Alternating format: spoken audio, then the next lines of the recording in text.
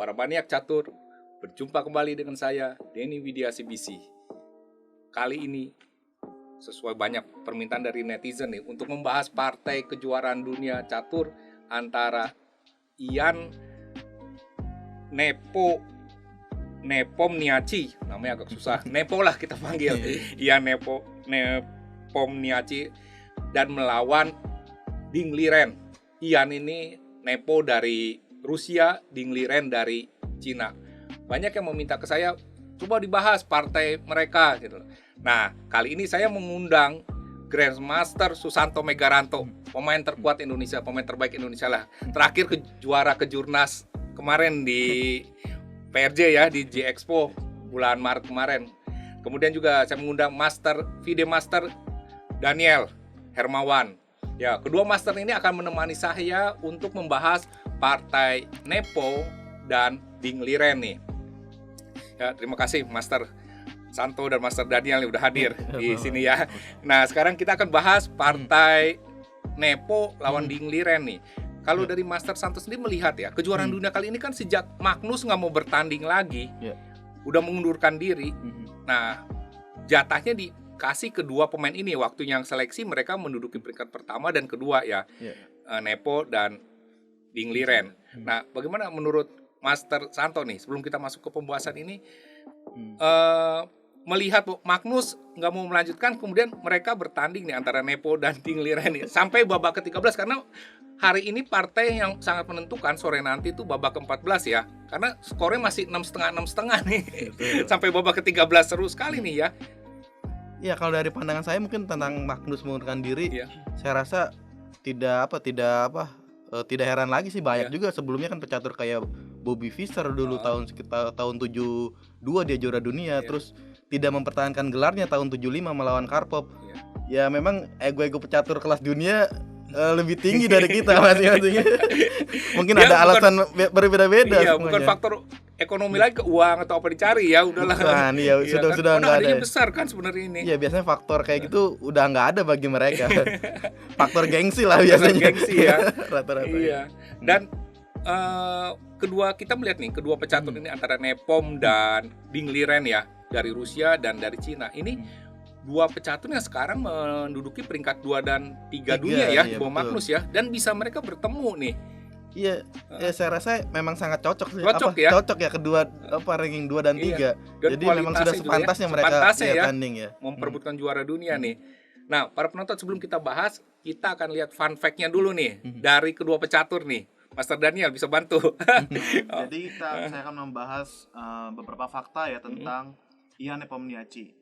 Jadi Ian Nepomniachtchi ini adalah pecatur asal Rusia, lahir pada tanggal 14 Juli tahun 90.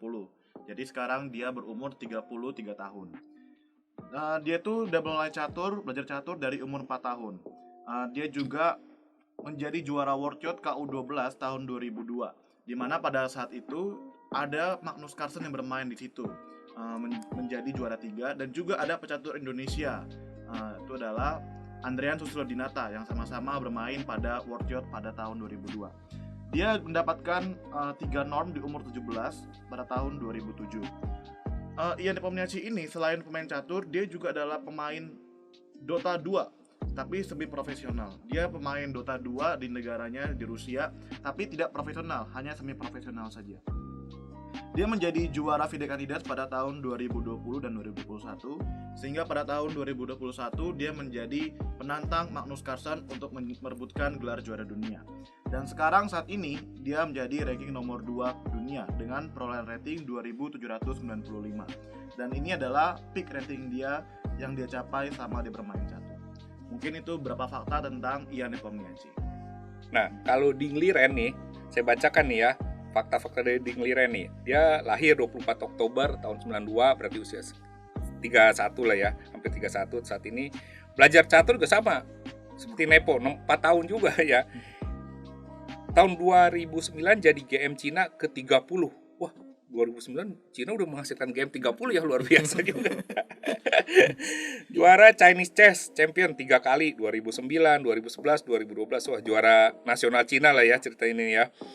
Terus Juli 2016 rating tertinggi Blitz saat itu 2875. tidak pernah kalah di klasik dari Agustus 2017 sampai November 2018, 29 menang dan 71 remis. Rekornya dipecahkan oleh Magnus ya. Ya, memang wajar lah Magnus itu. Dan sekarang ini ranking 3 dunia dengan elo 2788. Peak rating tertingginya 2816. Oh, pernah masuk di 28 juga nih Ding Liren ya.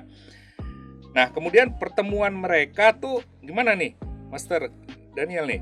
Jadi head to head Head-nya, antara Nepom dengan Ding Liren. Pada catur klasik, Nepom menang 3 kali, Ding Liren menang 2 kali, dan remis 9 kali. Jadi dalam catur klasik masih diungguli skornya dengan perolehan kemenangan lebih tinggi oleh Ian Nepomniachtchi. Ini di luar yang kejuaraan dunia ini ya? Dunia, sebelum ini. Ya. Kalau dari Rapid dan Blitz, Nepom menang 8 kali, Ding Liren menang 3 kali, dan remis 2 kali. Namun beberapa pertemuan terakhir selalu dimenangkan oleh Ding Liren. Artinya dulu mungkin Ding Liren sering kalah, namun belakangan ini Ding Liren menang terus. 2 kali terakhir dia menang terus ya. Nah, itulah fakta-fakta dari kedua pecatur ini. Pertandingan ini sebenarnya masih seru, masih ada babak terakhir, nanti kita akan lihat bagaimana apakah Ding Liren bisa menjadi juara dunia atau Nepom yang menjadi juara dunia atau mereka bertanding draw sehingga lanjut ke babak cepat. Nah, sekarang kita akan bahas partai mereka di catur standar nih bersama Master Susanto Megaranto, Grandmaster Indonesia. Kita akan bahas partai keberapa nih, Master? Babak keempat nih. Babak keempat ya. Dengan megang buah putih Ding Liren dan Nepom megang buah hitam. Nah, Ding Liren pegang buah putih dan Nepom buah hitam hitam ya. Wah, seru nih pasti nih artinya ya. Nah, kita akan bahas nih. Gimana, Master? Dia main apa nih? Posisional apa main? Ya, kalau kita lihat dari gaya kedua pemain sangat berbeda ya dari gayanya. Ding Liren dengan gayanya posisional, sementara Ian dengan permainannya ya agresif, sangat tajam permainannya. Ya. Jadi emang seru nih jadinya. Ya? Berbeda gaya ya kayak gitu. Ya di sini C4 nih. Biasanya Ding Liren kadang D2 dengan D2 D4 ya, tapi C2 C4 juga pilihan keduanya bagi Ding Liren karena biasanya tipikal gaya posisional rata-rata ya arahnya ke seperti ini. Iya. Ke C4 atau D4. Ini pembukaan apa nih kalau C4 ini? Biasanya mengarahnya ke Inggris ya. Iya. Nah, di sini kuda F6. Iya. Kuda C3, E5 nih di sini. Iya. Ya biasanya kadang kalau itu ke Nimzo, tapi kalau E6 nanti ada perbedaan nih. Kalau misalnya dia E6 kelihatannya Ian nggak mau dengan ada M4, variasi M4. Jadi dia menghindar lah, jadinya ke pembukaan Inggris. Ini pembukaan Inggris ya? Iya, pembukaan Inggris. Sekarang jadi ada beberapa lagi nih varian. Sekarang varian 4 kuda jadinya. Inggris varian 4 kuda ya? Karena kudanya sudah keluar semua. Keluar semua ya? Iya, 4-4-nya. E3 nih, salah satu pilihannya E3. Tapi di sini memilih E3 dari Ding Liren. Iya. Biasanya kadang ada juga sih sepertinya di sini G3 atau D3 biasanya. Yang sering G3 dan E3, tapi di sini memilih dengan E3. E3 ya. Ini masih textbook semua nih ya, betul ya. Gajah ke B4, Menteri C2. Iya. Nah, kalau kita bisa lihat sebenarnya ini pembukaan pembukaan Sisilia nih. Sisilia variasi ya? Paulsen sebenarnya terbalik, tapi dengan menang 1 langkah. Menang 1 langkah dengan menang 1 langkah otomatis kan menang 1 langkah tempo dari putih. Jadi anggapannya putih sekarang megang Sisilia ini pembukaannya. Sisilia kebalik, iya. Kebalik ya. Iya, bisa Sisilia kebalik. Cuma dengan menang 1 langkah. Seharusnya di sini sudah hitam jalan dan langkah lagi, tapi di sini putih ya. Iya. Keunggulan satu langkah. Nah, di sini ada pilihannya, ada Menteri kali C3, ada B kali, di sini memilihnya B kali C3. Kenapa di sini? Dia pilih itu B. Jadi numpuk kan? Ya, sebenarnya sini ada pilihan Menteri kali C3 terus Menteri E7, nanti berikutnya normal D6, D3 kayak gitu biasanya. Tapi kalau misalnya D kali C3 pilihannya dari putih nggak terlalu bagus. Langsung nanti dikuasain sentrumnya oleh hitam nih dengan M4. Iya. Kuda D2 misalnya. Menteri E7. Jadi ruang geraknya perwira putih lebih sempit ya. Nggak bisa, jadi kurang begitu bagus lah jadi putih. Jadi otomatis dari Ding Liren pilihannya B kali C3 yang lebih baik. Iya. Walaupun pionnya jadi tumpuk ya. Ya, di sini perbedaannya nih ada pion double pawn nih di sini C3 dan C4. Tetapi nanti kelebihannya dia putih akan menguasai di sentrum pionnya. Ya, ya. Mungkin kelemahannya di double pawn, tapi dia akan menguasai di sentrumnya. Sentrumnya. Sama ada juga sepasang gajah kan di sini. Iya. Dari putih. D6 di sini. Kalau dia coba misalnya gayanya dengan langsung, misalnya dengan D5. gayanya Kompas. Ian D5 langsung dia dobrak misalnya. Tapi sini ada kurang begitu bagus karena terlalu cepat. Iya, iya. Karena ada gajah ke A3. Jadi nggak bisa rokade tuh di Iya. situ itemnya. Jadi ya di sini D6 lah lebih baik ya. E4 di sini. Saya rasa ini langkah bagus dari Ding Liren ya. Iya. Karena langsung dia menutup semua pergerakan hitam untuk menguasai sentrum juga. Sebenarnya di sini strateginya dari kedua pemain menguasai di sentrum nih. Apalagi putih nih seharusnya sudah ada double pawn, sepasang gajah. Jadi harus cepat mengaktifkan ini gajahnya juga di C1 sama F1. Jadi harus cepat ke D4. Kalau dia agak sedikit lambat misalnya tadi bukan M4 D3 ada dobrakan nih M4. Oh, maka ditutup ya. Ya ada pengorbanan nih di sini. D kali 4 walaupun mungkin nggak balik di sini tapi hitam ada kompensasi. Setidaknya di sini ada dua double pawn nih. C4, C3 sama M4 Dan sama itu jelek E3. ya? Iya, sangat jelek. Oh, Walaupun terlihat jelas materi unggul satu pion. iya. Tapi hitam sangat mudah untuk bisa misalnya gajah B7 nanti ngancam M4, kudanya bisa K5. Jadi banyak pilihan dari hitamnya. Ya di sini memilih Di sini M4. kita bisa belajar dari susunan buah ya, Betul. Master ya. Hmm.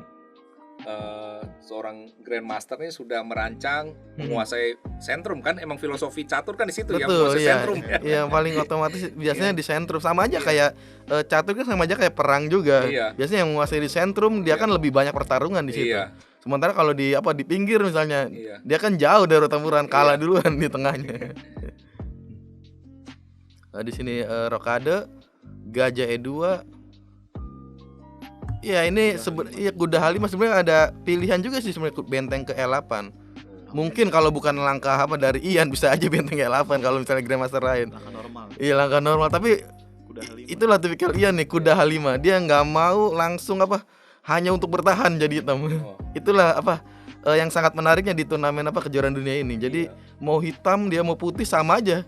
Langsung mau mencoba mengambil inisiatif duluan nih biasanya gitu. Walaupun dia pegang hitam, coba nyerang ya. Iya langsung nyerang. Biasanya kan kalau hitam kan dia harusnya Baik, bertahan. iya kita cari keseimbangan dulu bertahan, nanti cari counter. Tapi dia nggak mau, langsung aja dia lebih ngambil inisiatif duluan ya.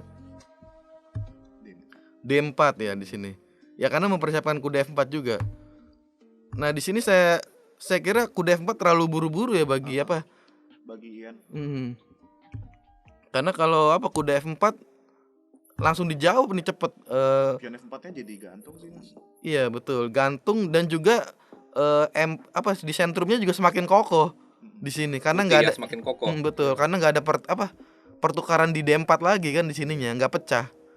Jadi dia udah nyaman banget nih di sininya. M4 D4 C4-nya. Nggak ada gangguan maksudnya di situ.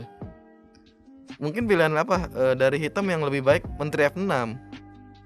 Nanti kalau kuda F4 makanya pakai menteri nantinya. Misalnya anggaplah contoh di sini. Rokade lah di sini. Kalau kuda F4 dimakannya pakai menteri. Jadi tetap di sentrumnya sama masih bertarung bagi hitamnya juga, bukan putih aja yang memperebutkan di sentrum. Jadi saya rasa terlalu cepat nih bagi kuda F4. Ya langsung dijawab oleh dari Ding Liren cepat juga nih, emang langkah otomatis sih di sini ya. Wajib lah ya itu Iya ya. langkah wajib juga di sini. Kali F4. Nah di sini rokade. Ya di sini sama-sama ada double pawn nih sebenarnya. Tapi kelebihan putih ada di sentrum. Mungkin hitam dia lebih cepat juga sih untuk perkembangan buah perwira di gajah di selapannya. Menteri ke F6, benteng E1 masih langkah normal perkembangan di sini. Benteng ke E8, gajah ke D3. Ya saya rasa masih langkah-langkah normal juga kan karena gajah di E2 nggak begitu bagus. Jadi dia mencoba untuk mengaktifkan juga gajah ke D3, mempersiapkan E5 sewaktu-waktu kan bisa ada counter di sini makan H7. Gajah ke G4, kuda D2 masih normal ya. Nah, di sini kuda A5 nih sebenarnya menarik dari langkah Ian. Dia mau mencoba misalnya kalau misalnya jalan lain, anggaplah misalnya benteng B1. Dia rencananya mau ngeblok nih C7 C5. Jadi sebenarnya kuda A5 dia jauh dari pertempuran di sentrum, tapi mempersiapkan untuk bertarung di sentrum sebenarnya. Berikutnya ya. Jadi Kalau saya lihat ya dari Nepom ini selalu kudanya ke pinggir ya. pinggir-pinggir ya betul. Iya betul. Ada kuda A5 dan kuda A5 ya. Iya. Ya, tapi di sini sudah terlihat juga dari Ding Liren dia Iya. melihat langsung mengambil reaksi. Sebenarnya sedikit resiko, tapi memang pilihan yang terbaik saya rasa C5. Karena mengorbankan pion. D kali C5 jelas di sini nggak mungkin dari putih. D5. Ada pemikiran apa D kali Makanya. C5 iya. Jelek pionnya ya. kalau Jelek dimakan ya. jadi Pecah ya. pecah, sudah double pawn pecah lagi kan Iya. ini bakal hilang juga nih. Iya. Mhm. Jadi otomatis sudah pengorbanan nih di sini. Iya. Pengorbanan posisional nih biasanya kalau kayak gini. Biasanya kalau pengorbanan kan kalau agresif dia langsung mengarah ke raja intinya. Terus bisa mematikan. Tapi di sini kalau pengorbanan posisional biasanya dia nanti hasilnya bisa 5 langkah ke depan Baru atau ketahuan. 7 langkah ke depan. Ya memang gaya-gaya posisional seperti itu. Pelan-pelannya mematikan gitu. Iya. E5 ya di sini. Ya terpaksa di sini Menteri Hanam kelihatannya karena menjaga pion H7 juga ya. Jelas D5 di sini untuk memperkuat Iya, sentrum pionnya nih. terus rangsek maju terus nih ya. Iya. Dan kudanya nggak bisa gerak. Hah? Wah, Iya mati kudanya, ya. kudanya mati juga. Waduh. Betul. Mhm. Pengorbanan. Iya. Mhm. Ya kuda A5 mati juga Mati di sini. ya, nggak bisa Mhm. kemana-mana kudanya tuh. Ruang gerak kudanya ya. Iya. Benteng D8 jelas di sini Wah, tutup C4 lah, ya. Jaga lagi. Mhm. Memperkuat di sentrum lagi nih. Kudanya jadi semakin sulit untuk untuk bergerak nih. Iya, iya. Iya memang B6 memang pilihan logis Iya. dari hitam. Satu-satunya langkah lah ya, Iya, dia untuk- supaya kudanya bisa Betul. keluar ya. Untuk mempersiapkan kudanya ke B7 Iya. nih. Walaupun kuda B7 juga belum bisa jalan nih. Mati juga. Mati juga tapi setidaknya ada napas satu. Iya, ada nama. Ada satu langkah napas. H3 Iya. gajah H5 ya. Ya saya rasa gajah H5 langkah terbaik lah dari hitam karena kalau gajah Kecelakaan. ke C8 terlalu pasif ya. Nanti kuda F3 gajahnya juga aktif banget di sini. Kudanya juga udah nggak ada yang ngusir lagi. Yang bagus nih. Iya memperkokoh di di sentrum. Jadi Kalau otomatis dari susunan Hmm. buah segala sih kelihatan putih lebih menguasai nih ya. iya karena Unggul ya. pengorbanan itu pion tapi kan di sini masih kalah satu pion nih Iya, iya. dari putih. Ya itu kompensasinya. Saya rasa cukup lah kompensasinya bagi putih. Gajah ke H5, gajah E4. Ya mungkin ini mempersiapkan karena benteng kali 5 nggak bisa nih. Ada gajah kali H7. Oh, hilang bentengnya. Hilang, waktu ya. barang gajah. Ini trik trik dasar lah. Ya, pion racun ya. Pion racun. Kalau memang masih pemula bisa dimakan. Bisa bisa. Pion racun ya. Tapi kalau di kejuaraan dunia udah nggak Iya, mungkin nggak sama sekali. lah, bukan pion racun ya. Benteng E7 ya, dia nyusun juga nih di sini. Karena memang kesulitan langkah juga sih bagi hitam. Belum ada langkah yang Iya. terbaik kelihatannya benteng itu. Terbatas langkahnya. Iya terbatas betul. Hanya untuk menyusun dulu nih langkah persiapan benteng E7. Menteri C3 ya sama juga dengan halnya dengan putih. Ya menjaga di sentrum juga tetap karena kan mempersiapkan benteng ke E8 dari lawannya. Ya gajah F3 di sini. Kuda B7. Iya mempersiapkan sama-sama juga nih susun sama ya. ya nyusun. Betul. Nah di sini F6 nih sebenarnya sedikit resiko tapi kalau nggak F6 hitam nggak bisa jalan. Iya. Jadi memang sudah ya itu harusnya tipikal Ian juga sih sebenarnya. Keberanian dari Ian udah pasti sih saya lihat juga F6 dia akan dijalankan di sini nih F6. Karena memang sesuai karakternya juga dia berani mengambil resiko gayanya. Tapi kalau tidak ngambil resiko juga Tidak ada ruang gerak. iya nggak ada ruang gerak. Bagi hitam. Betul. Bener ketekan nih hitam ya. Ya ini benar-benar sesuai tipikal gaya Ding Liren nih Iya. di babak keempat ini gayanya. Gaya posisional yang pelan-pelan, ngunci terus Iya, ya. langkah ngunci semua di sini. F6 jelas otomatis cepat dibalas dengan E6. Nah, di sini kelebihan putih dia pionnya N6 sama D5 udah menakutkan menakutkan Ian nih di sini. Iya. Tetapi dia mungkin dari hitamnya ada sedikit napas kudanya.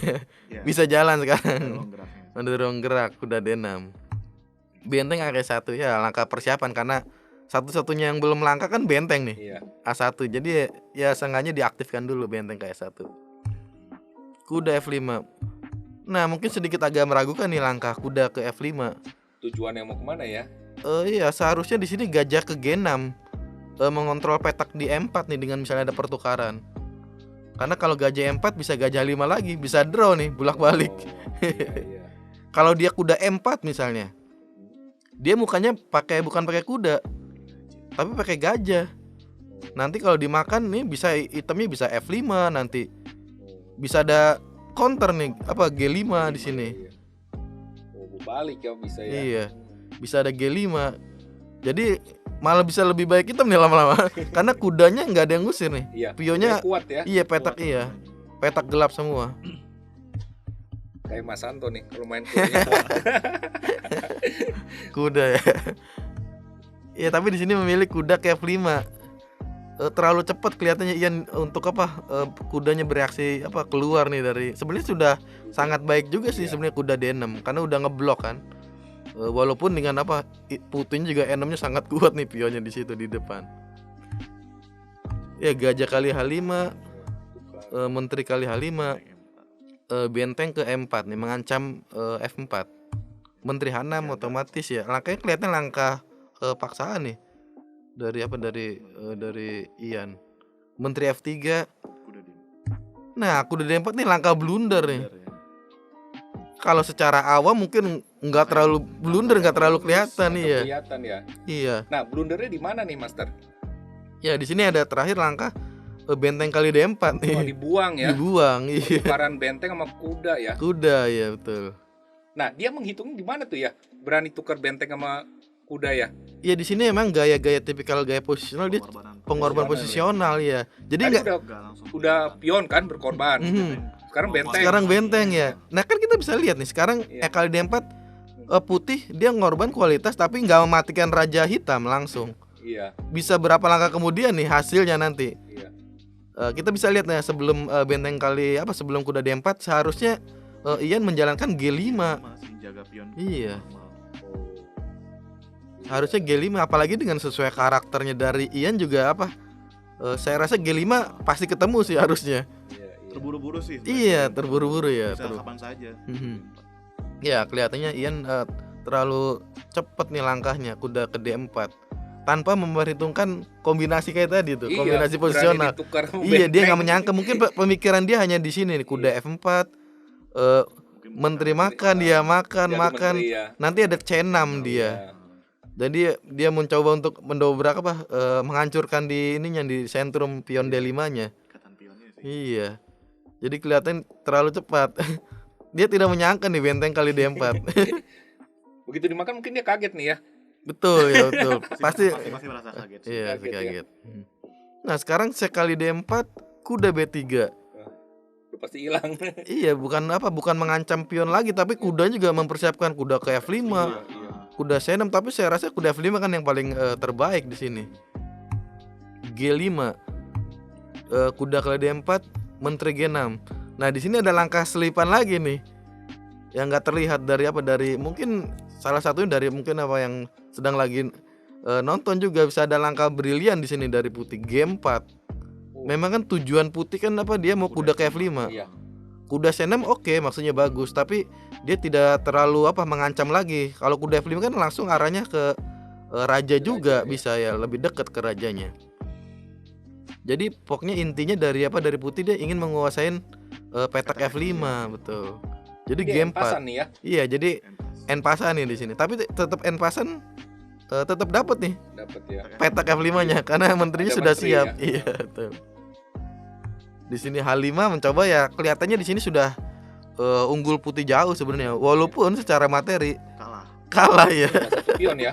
dan kualitas. Kalah kualitas, kalah kualitas ya. Iya. Kalau kalah kualitas kan kalau secara nilai kalah dua angka ya, dua nilai lah. Ini udah sama, kalah kualitas ya. Kuda sama benteng karena tadi pengorbanan benteng. Iya, tapi kedua bentengnya tidak aktif, hanya menjaga pion E6 D5 sangat kuat karena dijaga pion ya. Apalagi kudanya mau datang nih ke F5. Kuda F5 ya, semakin sempit aja. Dia cuma menjaga-jaga aja sih. Mhm. Iya. Menteri E4 lagi langkah, saya rasa langkah bagus juga dari Ding Liren nih. Iya. Jadi dia menguasai di sentrum juga, sekaligus mempersiapkan E7 nih habis itu. Dan juga mau trik juga sebenarnya, mau kuda E7 tuh. Kalau nggak kelihatan lagi. Oh, dibuang ya. Ya dasar lah. Dasar ya. Skak garpu nih namanya kali itu. Raja Halapan ya, otomatis ngelihat lah di sini mau kuda E7. Nah, di sini udah E7 kayaknya kelihatan langkah penyelesaian dari Putin nih. Dia yang langsung ingin cepet terlalu. Sebenarnya Raja G2 juga tetap masih unggul. Karena kalau misalnya G4 jangan dikasih kesempatan untuk ada counter H4 jawaban Putih. Kalau dia H4 misalnya, jangan kasih kesempatan ada dobrakan ditutup lagi. Jadi nggak ada ruang geraknya, nggak ada buat hitam, semakin sedikit lah. Raja G2 tuh otomatis menang juga, tapi dia melihat mungkin dari Ding Liren udah otomatis kelihatan langsung nih, kelihatannya bisa langsung E7 langsung dengan tujuan bisa nanti berikutnya D6 atau menteri E6. Nah, di sini sebenarnya udah nggak ada langkah nih dari hitam. Di sini menteri F7, kalau misalnya Raja G8 ada skak di sini. Kalau menteri F7 menteri D7. Udah emang kalah sih. Iya, nggak gerak menteri G6 benteng E6. Kalau makan kuda ada makan benteng. Kalau ke sini ada kombinasi. Jadi kayak main sendiri bagi Putih. Iya. Jadi lapangan. betul. Sebelumnya sih udah penyelesaian. Iya, tinggal penyelesaian aja. Menteri F7. Nah, D6 pas semua nih langkahnya. Menteri G8. Iya. Menteri E6, Raja G7. Nah, di sini langkah bagus juga nih dari walaupun di sini sudah unggul sangat jauh. Tapi perbedaannya pemain-pemain kelas dunia sama mungkin sama yang lain, dia selalu langkahnya harus langkah yang langkah terbaik. Walaupun sudah unggul jauh nih. Sebenarnya bisa langkah apa aja bisa menang. Benteng D1 walaupun itu menang juga, Raja G6 masih menang. Tapi sini langkah terbaiknya benteng ke F1 dulu, karena dia supaya benteng H6 baru benteng D1. Karena kalau misalnya benteng D1 Raja G6 masih ada ancaman. Ya walaupun mungkin masih benteng D7 pun menang masih. Tapi dia cari yang terbaik selalu dari Ding Liren nih, benteng ke F1. Tempo dulu. Jadi terpaksa dia menjaga benteng H6 baru dia gesernya ke benteng ke D1. Nah, sekarang dapat nih menteri E5 lagi dengan tempo lagi. Mungkin sebenarnya menang juga di sini menteri F5 juga. Tapi dia mencoba terbaik lagi. Itulah perbedaannya pemain-pemain kelas dunia. Jangan sampai dikasih lawan ada napas langsung gitu. Raja permainan temponya ya. Raja ke F7 misalnya, menteri kali F5 skak. Benteng F6, menteri H7, Raja E6. Ya, di sini sudah menang sangat jauh. Sebenarnya benteng di sini menteri G7 nih langkahnya. Tapi di sini benteng S1 pun menang ya, menteri E4. Tapi dia tidak mau juga karena terlalu rajanya bisa aman misalnya, walaupun masih menang. Seenggaknya menteri G7 rajanya masih di tengah nih. Belum bisa mana-mana sih. Iya, sangat bahaya kan raja di tengah-tengah di sini, apalagi sudah bisa lajur E-nya kosong. Setelah menteri G7 benteng G6. Nah, di sini menteri F8 nyerah. Dari Ian menyerah. Iya, hilang satu menteri. Betul. Nah, dari partai ini kira-kira pembelajaran apa yang kita bisa dapatkan nih, Master? Kalau menurut saya dari menguasai sentrum sangat penting ya bagi pecatur sentrum. Pecatur ya. Karena kan penguasaan sentrum itu karena banyak lebih aktif biasanya kalau di bisa lebih aktif ya. Lebih aktif. Jadi kita bisa lihat nih dari Ding Liren dengan pengorbanan position lah seperti tadi contohnya. C4 C5 harus ada keberanian juga bagi teman-teman di luar sana untuk mengambil langkah resiko. Kalau tidak ngambil resiko dia ada penghalang juga tadi seperti blok tadi C5 misalnya. Jadi semakin sulit lagi. Jadi harus berani ngambil resiko juga kalau dalam permainan. Nah, kemudian melihat partai ini ya, ini kan dalam kondisi waktu itu tertinggal. ya Betul. Ding Liren dan Ding Liren ini bisa membalikan keadaan jadi berimbang lagi ya. Seru Iya. juga nih partai. Iya, karena sangat menarik sih memang dari Kejuaraan dunia kali ini sangat menarik iya, sih biasanya kan sebenarnya. kebanyakan apa hanya cuman Draw ya. misalnya main 12 kali atau itu apa hanya menang 1-2. Iya, Yang lainnya draw semua tuh kan. Tapi di sini kalah menang jadi seru. Nah, kira-kira penyebabnya apa sih, Master nih? Biasanya dari gaya permainan apa masing-masing lawannya juga. Seperti kayak Ian kan harusnya dia megang buah hitam biasanya atau megang buah putih, tapi dia selalu mengambil resiko. Jadi kan harusnya biasanya kan kalau misalnya sekarang kan ya Ian megang hitam, dia harus bermain lebih defense dulu kan, bertahan dulu. Tapi di sini kan Ian selalu mengambil inisiatif duluan. Jadi otomatis ada peluang buat Putih ya. buat putihnya juga lebih banyak peluang. Jadi semakin menarik sih sebenarnya. Menarik ya. Iya, Kalau benar. berbeda gaya biasanya menarik. Gimana Master Daniel lihatnya nih? Kejuaraan dunia kali ini nih ya. Menurut saya ya salah satu penyebabnya adalah karena mereka berdua nih pengen banget juara dunia. Jadi kayak Karena belum pernah ya. jadi kayak benar-benar all out banget gitu. Semuanya dikeluarkan gitu. Iya. Masalah menang kalah nomor 2 kali ya. Yang penting all out. Pasti kayaknya. Iya, memang seru sih. Para penonton nih kalau melihat partai mereka dari 13 babak itu saling mengalahkan gitu loh, ya kan? Drawnya dikit malah. Drawnya dikit dan sampai babak ke-13 skor tuh masih 6,5 Masih berimbang. masih berimbang dan tinggal hari ini nih, sore ini terakhir partai penentuan ya. Apakah Besok. bukan hari ini ya? Enggak, besok. Oh, besok ya. Apakah dilanjutkan dengan catur cepat atau selesai Ada juara dunia. ada juara dunia baru nih. Iya. Nah, para penonton maniak catur, itulah babak keempat yang telah diulas, dibahas oleh Master Susanto dan Master Daniel. Bagaimana penguasaan sentrum itu penting bagi seorang pecatur ya. Dan juga bagi yang pegang hitam, Ian Nepo ini terlalu berani nyerang. Percaya diri lah. Terlalu percaya diri. Memang, ya. memang terkenal dari Ian percaya diri. Emang sangat gayanya tinggi gitu ya, memang. gayanya. Dan itulah akibatnya mengalami kekalahan karena terlalu percaya diri. Nah, itu partai yang seru yang babak keempat yang telah kita bahas dan dimenangkan oleh Ding Liren yang pegang buah putih. Nah, selanjutnya kami akan bahas partai satu babak lagi nanti bersama Grandmaster Susanto Megaranto dan Fide Master Daniel Hermawan. Terus saksikan, jangan kemana-mana dulu.